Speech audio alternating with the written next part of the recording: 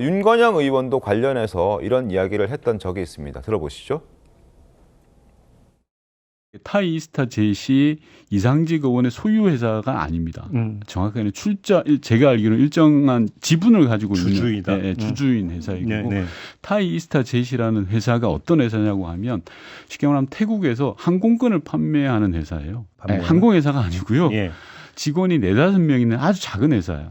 이상직 의원이 이 사위를 뭘 해가지고 뭘 해보겠다라고 할 이유가 전혀 없어요. 자, 직원 4-5명 규모의 아주 작은 회사이기 때문에 급여뿐만 아니라 뭐 여러 가지 취업도 가능했었다. 이런 주장을 지금 하는 겁니다. 그런데 또 하나 의심스러운 부분이 또 있습니다. 한번 화면 함께 보겠습니다. 검찰의 기소 내용을 보면 이런 내용이 있습니다. 문다혜 씨가 채용 전에 태국에 직접 답사로 갔다는 거죠. 내가 살 집을 내가 직접 찾아보겠다. 그래서 거기에 이제 멘션 여러 군데를 둘러보고 했겠죠. 그래서 결정을 직접 했다는 겁니다.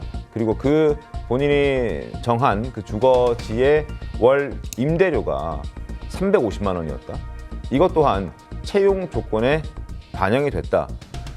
문다혜 씨가 직접 태국 갔고 태국에서 여러 주거지를 돌아보고 선택했고 그 가격이 350만 원, 그게 서모 씨의 채용 조건에 포함됐다. 이 부분도 굉장히 좀 의심스럽긴 합니다. 어떻습니까? 이 사건을요, 법리적으로 죄가 되냐 안 되냐를 떠나서 네, 이건 대통령의 딸과 사위의 문제 아니에요? 그렇죠. 그래서 아까 윤건영 의원은 저 말이 아주 틀린 얘기예요. 이스타젯 항공의 회장이 누구죠? 이상직 의원 아닙니까?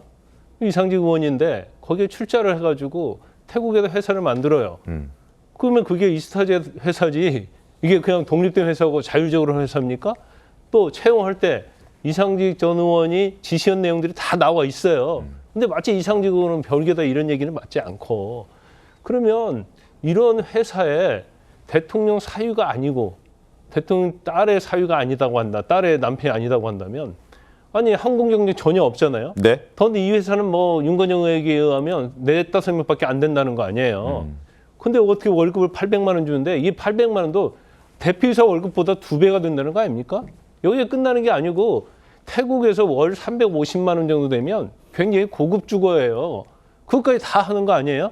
그럼 대통령의 사유가 아니다면 이걸 왜 해주겠습니까? 전혀 대통령과 별개라고 하면 그것도 문제고, 그다음에 이사 과정이랄지 이런데 민정비서관실에 다 관여한 거 아닙니까? 그다음에 특별감찰반 관여했죠. 경호처 관여했는데 여기서 월급 받은 걸 가지고 한국에 들어올 때 이게 또 환치기를 해요. 그래서 경호처 직원을 통해서 태국 월급 받은 태국 파트를 네. 한국에 오고 그 돈의 일부를 가지고 또 양평동에 빌라를 삽니다. 그러면 이런 과정을 전체적으로 보면 대통령의 뭐 죄가 되가 안 되든 간에 대통령의 사유이기 때문에 해준 것이지, 일반 사람이고 대통령과 관계없는 사람이라면 누가 해주겠습니까? 더군다나 이 작은 회사에. 그러면 문재인 전 대통령이 그 윤건영 의원 전에 기자회견을 보니까 몰랐다는 취지로 얘기하더라고요. 네네. 어떻게 모를 수가 있어요? 이제까지 그 전까지 태국 갈 때까지는 생활비 대주지 않았습니까? 네. 태국 간다부터 안 대줬어요.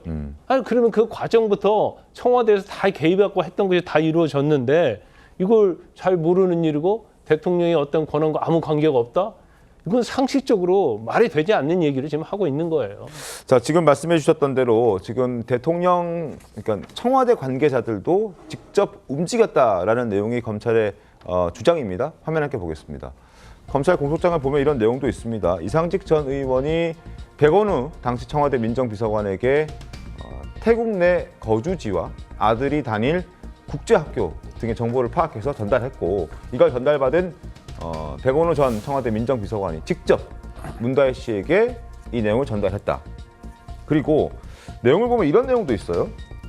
전 사위인 서모 씨가 독촉했다는 내용도 있습니다. 자, 전 사위의 입장에서 뭔가 확신을 갖고 있지 않다면 이 채용을 독촉할 수 있었겠느냐. 이상직 의원에게 들은 것 없어? 라고 저런 질문을 할 수 있었겠느냐. 무언가 이미 얘기가 되어 있고 그 얘기를 알고 있으니 저렇게 얘기했던 것 아니냐라는 그런 의문도 듭니다. 어떻습니까? 뭐 저런 문제 제기 지금 3년 반 동안 해왔습니다. 네. 잊을만 하면 검찰에서 다시 들고 나와서 브리핑을 했고요. 주변에 대한 압수수색도 계속했습니다.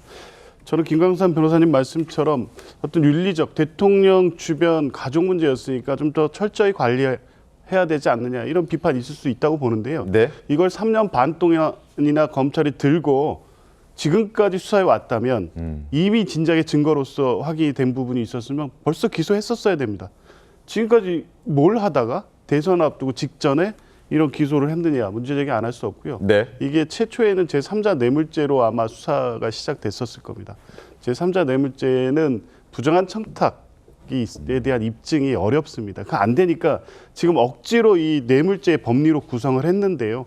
직무 관련성, 대가성, 대가 관련해서 금전의 이득 이런 부분이 법리적으로 완벽해야 되는데 지금 검찰이 내놓은 설명 자료를 보면 여러 가지 사실관계를 묶어서 추정, 가정 그걸 사실로 그냥 묶어놓습니다. 이러면 그럴듯해 보입니다. 대통령의 사위가 아니었다면 가능했겠느냐라는 가정적 질문에서 출발해서 공수사실이 만들어졌다고요. 그러니까 이게 증거에 의해서 뇌물죄의 법적 성립 요건을 충분히 확인하고 그래서 법적으로 위법이 확인됐기 때문에 한 기소냐.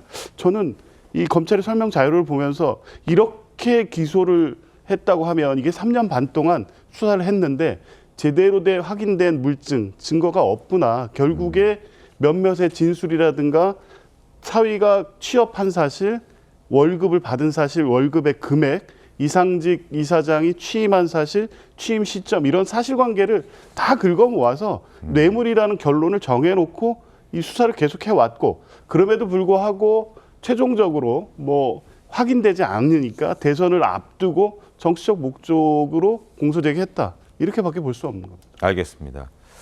자, 문재인 전 대통령 기소가 되면서 여러 가지 또 새로운 국면으로 접어들고 있습니다.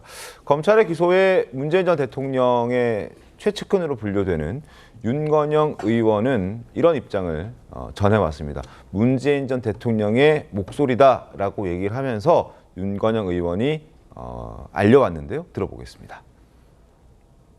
터무니없고 황당한 기소이다. 윤석열 전 대통령 기소와 탄핵에 대한 보복성 기소라 하지 않을 수 없다. 법정에서 진실을 밝히는 것을 넘어 검찰권이 얼마나 어처구니 없이 행사되고 남용되고 있는지 밝히는 계기로 삼겠다. 수사권 남용 등 검찰의 불법 행위에 대해 형사 고소하는 것은 물론 검찰을 개혁하는 기회로 여기겠다. 문재인 전 대통령 측의 변호인단도 입장을 냈습니다. 화면 보겠습니다. 문 전 대통령은 사위 취업을 사전에 알지 못했을 뿐 아니라 어느 누구에게도 부탁하거나 지시한 적 없다라는 게 문 전 대통령 측의 입장입니다. 어떠한 도움을 준 일도 없고 경제적 이익을 취득한 사실도 없다라는 게 입장이라는 부분도 함께 전해드리겠습니다. 자, 이런 기소 내용이 전해지고 난 다음에 정치권도 술렁이었죠. 여야의 목소리 한번 들어보겠습니다. 검찰이 법과 원칙에 따라서 판단한 것으로 이해하고 있습니다. 대한민국 검찰이 정치화되면서 어느 순간부터 창작 소설가로 바뀌었습니다. 이제 소설 쓰는 거는 소설가들에게 맡기고 검찰은 적확한 증거에 의해서 판단하는 그런 시스템으로 되돌아가야 되겠습니다. 자, 취업을 알지도 못했고 또 부탁이나 지시도 안 했다는 게 문재인 전 대통령의 입장입니다.